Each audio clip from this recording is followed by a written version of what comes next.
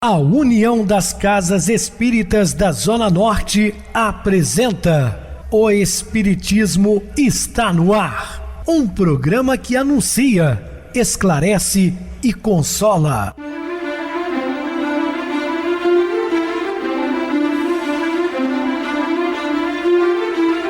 Não se turve vosso coração. Credes em Deus, credes também em mim.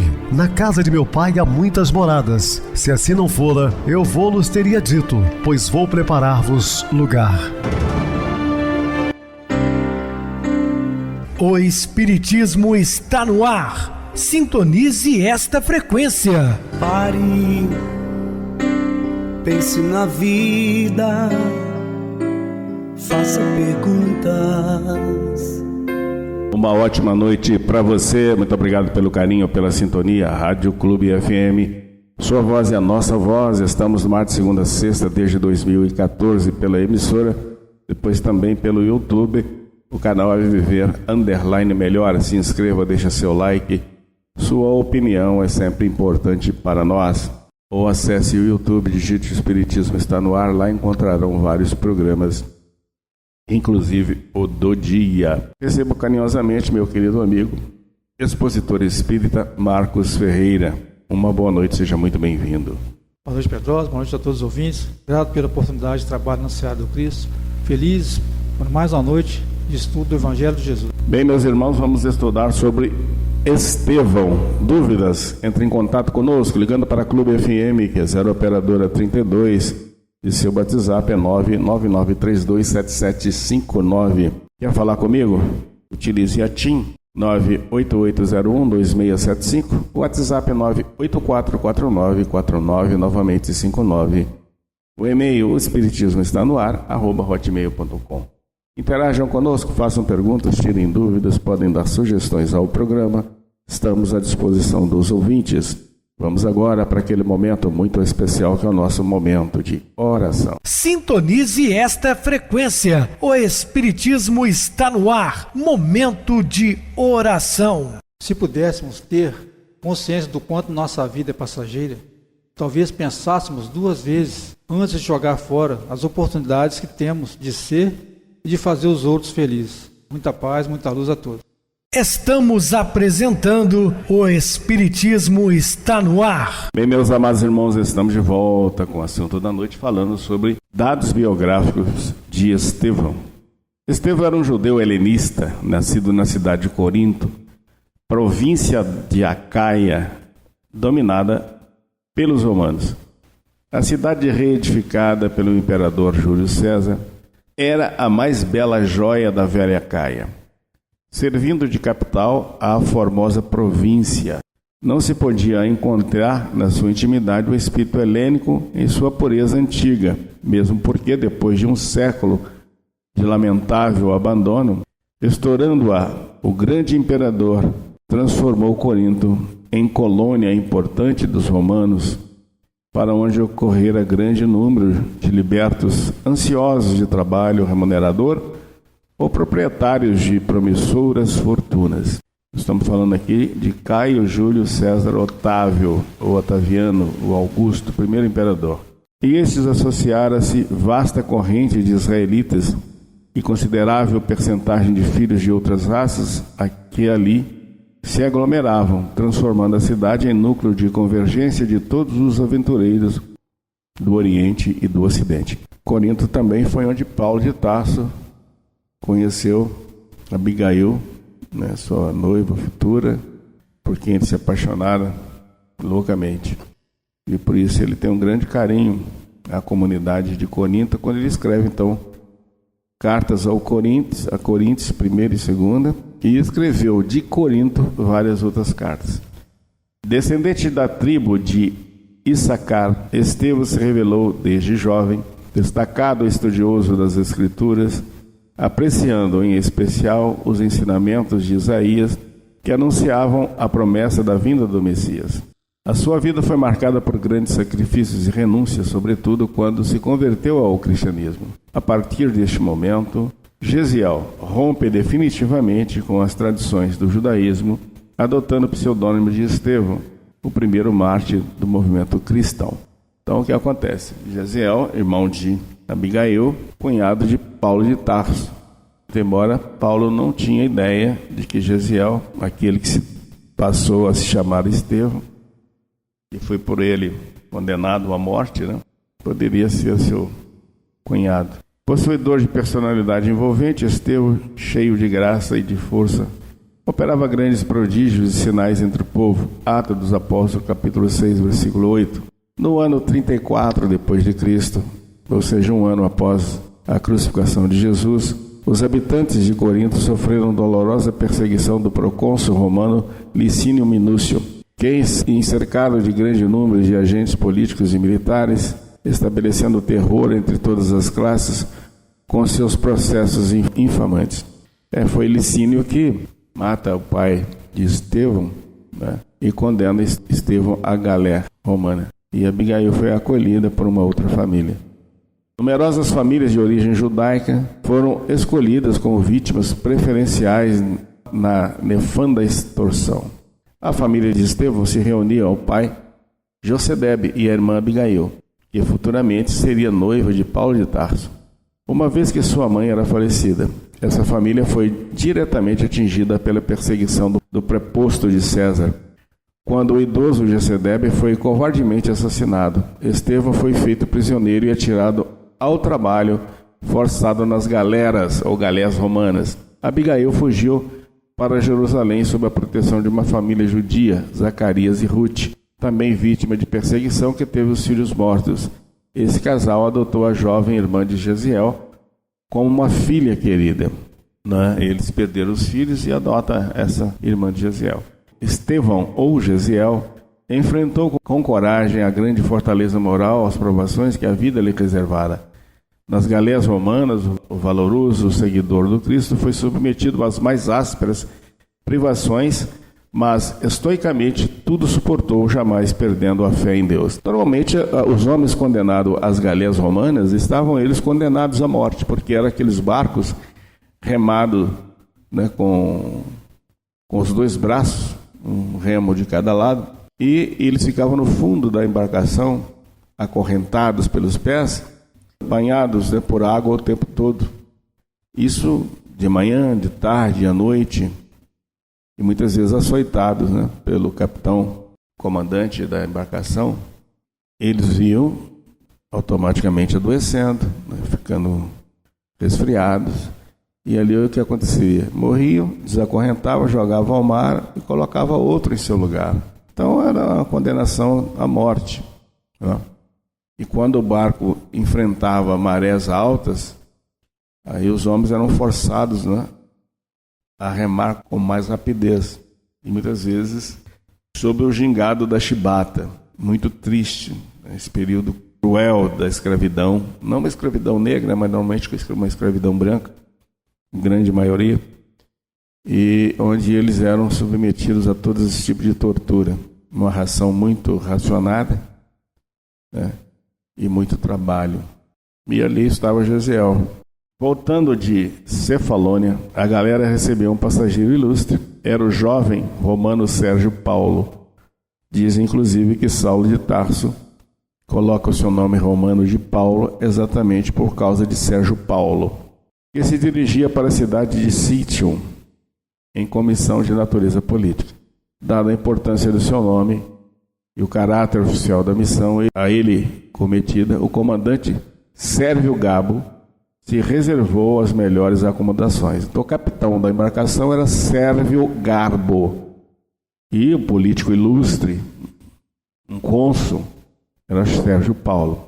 Sérgio Paulo, entretanto, adoeceu com febre alta, abrindo-se-lhe corpo em chagas purulentas. O médico de bordo não conseguiu explicar a enfermidade e os amigos do enfermo começaram a retrair-se com indisfarçável escrúpulo. Ao fim de 3 dias, o jovem romano achava-se quase abandonado. O comandante, preocupado por sua vez com a sua própria situação e receoso por si mesmo, chamou Lisipo, feitor da galera. Então, Lisipo é aquele que comandava os homens aprisionados, né? Então, o comandante, o capitão, preocupado com a autoridade romana, chama Lisipo para indicar certamente um escravo. O comandante, preocupado por sua vez, chama Lisipo, pedindo-lhe que indicasse um escravo dos mais educados e maneirosos, capaz de incumbir-se de toda a assistência ao passageiro ilustre. O feitor designou-se então Gesiel. Incontinente, e na mesma tarde o moço hebreu penetrou o camarote do enfermo com o mesmo espírito de serenidade que costumava testemunhar nas situações díspares e arriscadas. Então vai lá Gesiel cuidar da enfermidade daquele jovem romano que estava com a vida toda, seu corpo em frangalhos. Estevão cuidou do romano com extremada dedicação, conquistando-lhe simpatia. Entre ambos estabeleceu laços de amizade sincera, de sorte que, usando o prestígio político que possuía, Sérgio Paulo obteve a libertação de seu dedicado enfermo, fazendo-o aportar em Jerusalém. O que acontece, a história é belíssima, aqui nós estamos fazendo um resumo.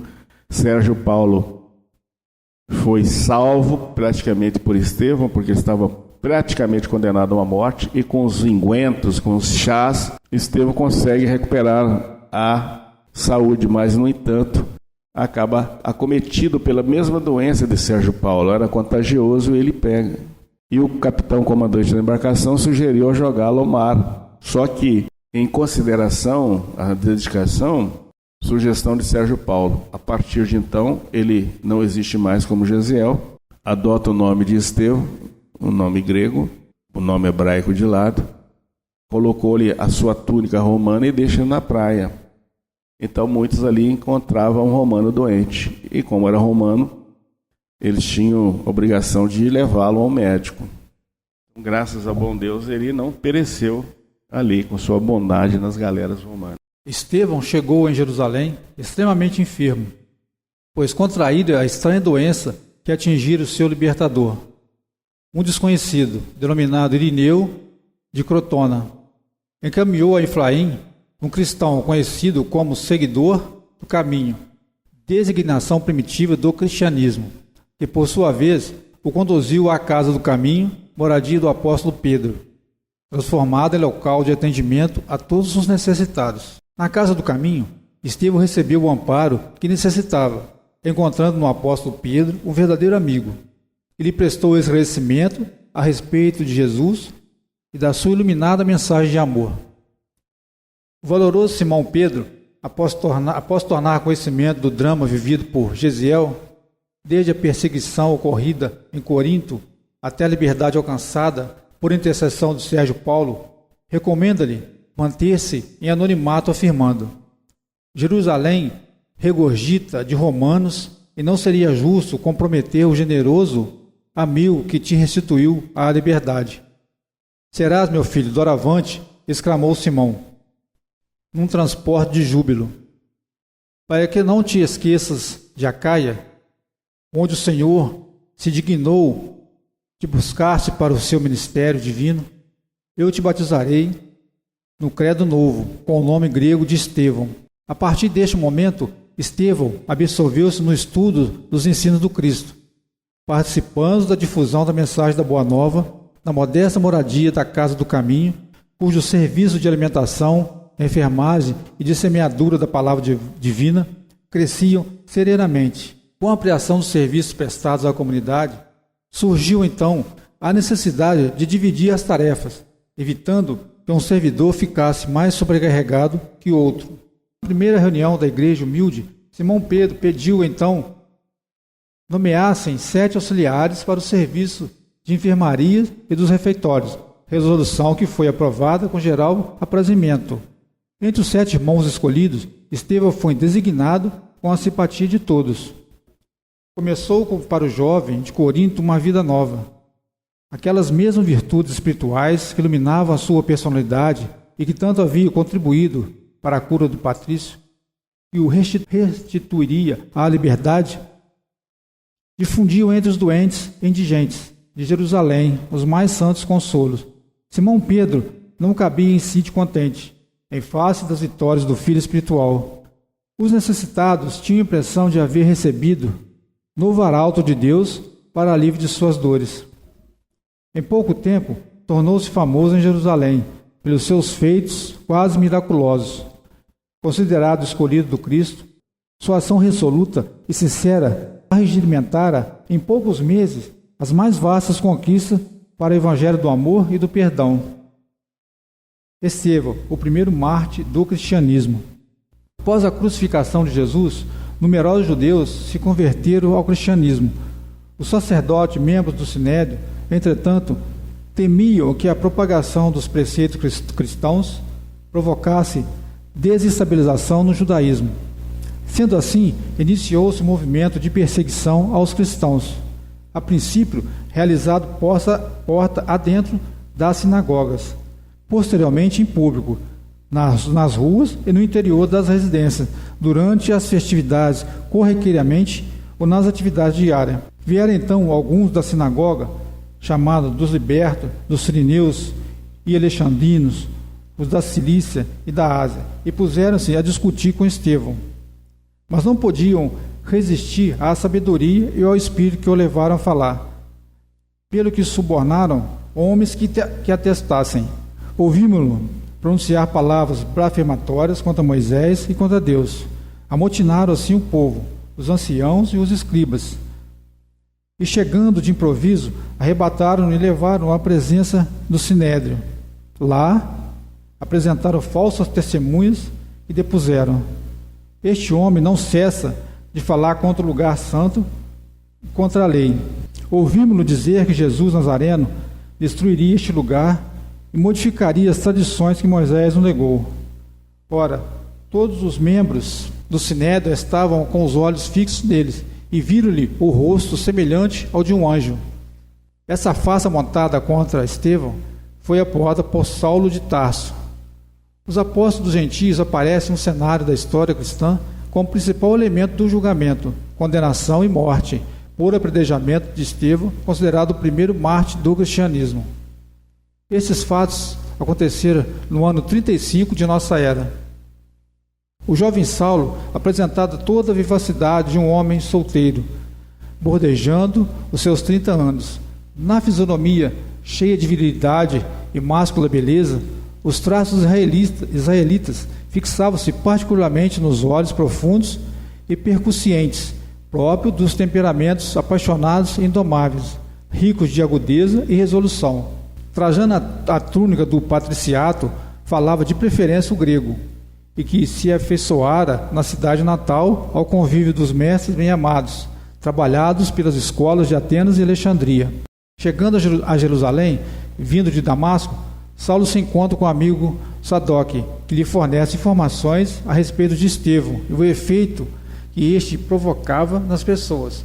Cheio de zelo religioso, interpreta equivocadamente as preleções de Estevão, considerando-o blasfemador.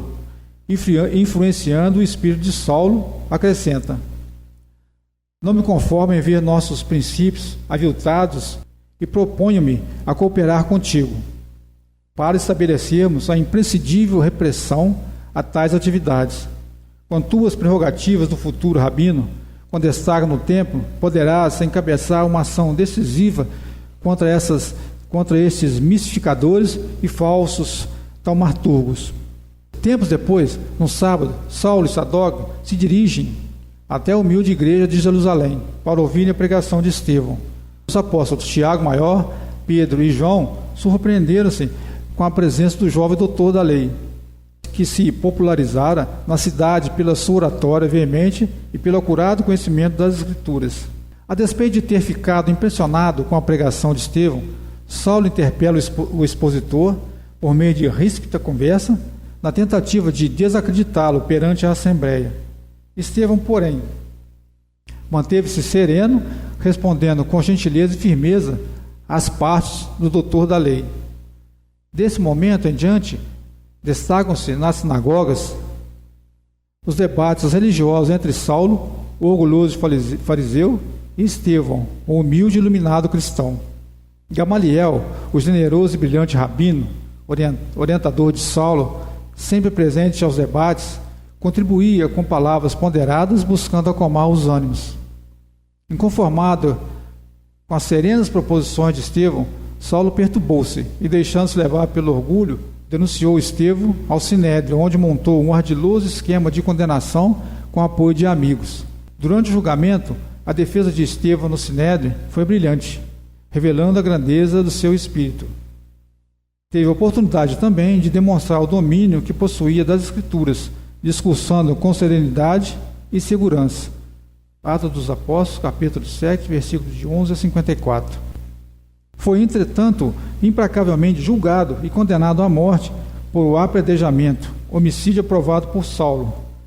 Atos dos Apóstolos, capítulo 7, 55 a 60. Mesmo sendo acusado de blasfemador, caluniador e feiticeiro, Estevão manteve-se firme até o final, quando entregou sua alma a Deus. Nessa hora suprema, recordava os mínimos laços de fé que o prendiam a uma vida mais alta. Lembrou de todas as orações prediletas da infância. Fazia o possível por fixar na retina o quadro da morte do pai, supliciado e incompreendido. Intimamente, repetia o Salmo 23 de Davi, qual fazia junto da irmã nas situações que pareciam insuperáveis. O Senhor é meu pastor, nada me faltará. As expressões dos escritos sagrados, com as promessas do Cristo no Evangelho, estavam-lhe no âmago do coração. O corpo quebrantava-se no tormento, mas o espírito estava tranquilo e esperançoso. Antes de emitir o último suspiro, Estevão perdoa Saulo e os demais perseguidores, adentrando vitorioso no mundo espiritual. Para o futuro apóstolo dos gentios, entretanto, iniciava-se a Via Crucis, marcada por uma dor extrema. Acabara de perseguir, condenar e aprovar a matança do irmão de Abigail, o seu amor adorado. Compreendeu assim que os seus sonhos conjugais e familiares estavam definitivamente comprometidos. Bem, Marcos, bem explicado. Vamos agora para o intervalo musical, a seguir a nossa oração final. Nosso irmão. Ela era arrimo da família desde cedo. Com a desencarnação do pai, de forma súbita, vitimado por um infarto, ela assumira totalmente o lar. Trabalhava para prover as necessidades da mãe e do irmão mais novo que ela. No entanto, os anos foram se sucedendo e o irmão acomodou-se. Abandonou a escola, não concluindo o ensino médio. Também não se preocupou em procurar alguma ocupação que lhe garantisse o próprio sustento ou mesmo um auxílio no lar. Ela foi se cansando. Um dia, de alma sofrida, confidenciou ao coordenador da atividade religiosa a que comparecia com assiduidade as suas dificuldades. Era sozinha para tudo. O irmão não colaborava, restringindo-se a usufruir do que ela oferecia. E não a acompanhava ao templo, não participava sequer dos momentos de prece no lar. Ele era avesso a tudo. Ela deixou que o mar das lágrimas extravasasse da sua intimidade. Aguardava palavras de conforto, de encorajamento, que lhe permitissem a continuidade das lutas sem denodo.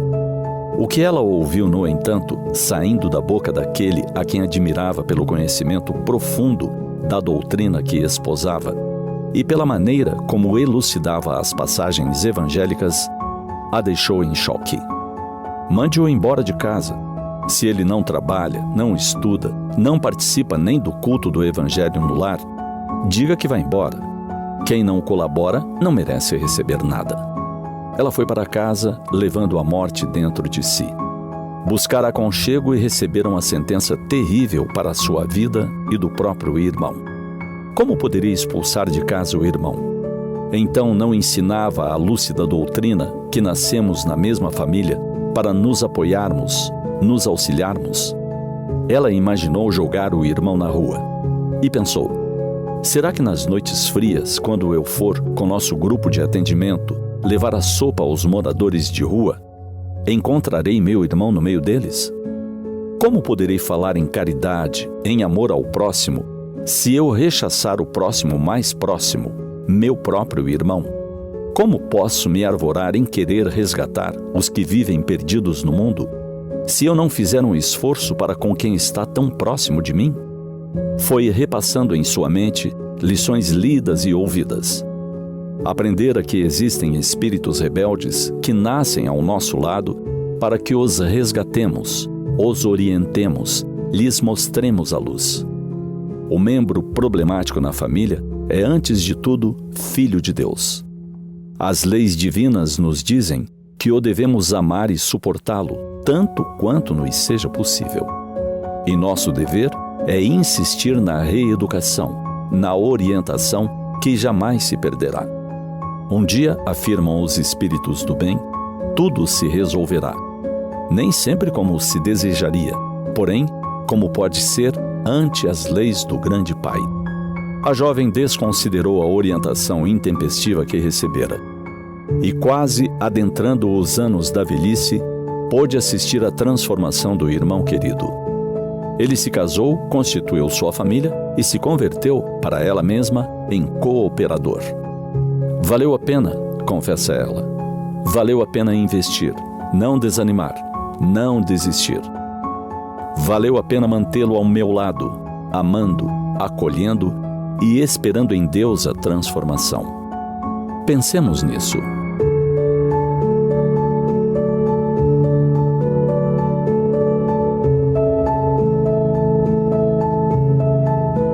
Sintonize esta frequência. O Espiritismo está no ar. Momento de oração. Queridos e amados irmãos em Cristo, entre o bem e o mal não existe neutralidade. De igual modo, não há miscibilidade ou transição entre a verdade e a mentira. Escondemos-nos na sombra ou revelamos-nos na luz. Quem não edifica o bem, só por essa omissão já está fadado ao mal, em forma de negligência. Quem foge à realidade cairá inevitavelmente no engano de consequências imprevisíveis. Importa considerar, entretanto, a realidade das posições individuais nos quadros da vida coletiva, para que não encerramos a própria conduta em opiniões inomináveis.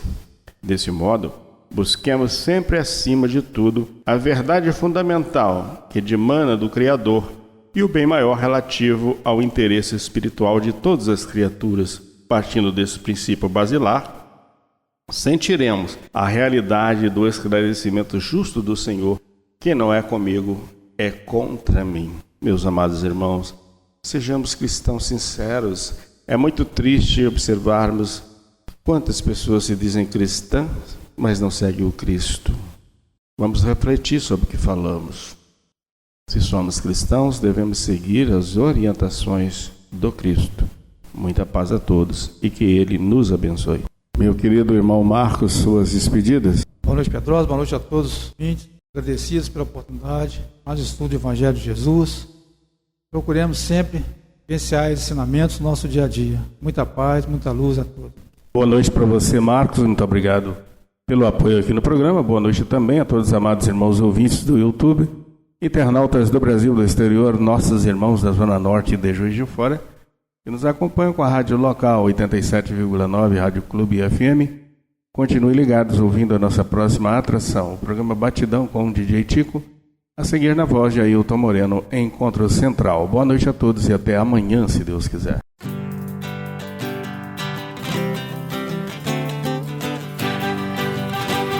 A União das Casas Espíritas da Zona Norte apresentou O Espiritismo está no ar, anunciando o Evangelho de Jesus, esclarecendo sua mensagem, consolando corações.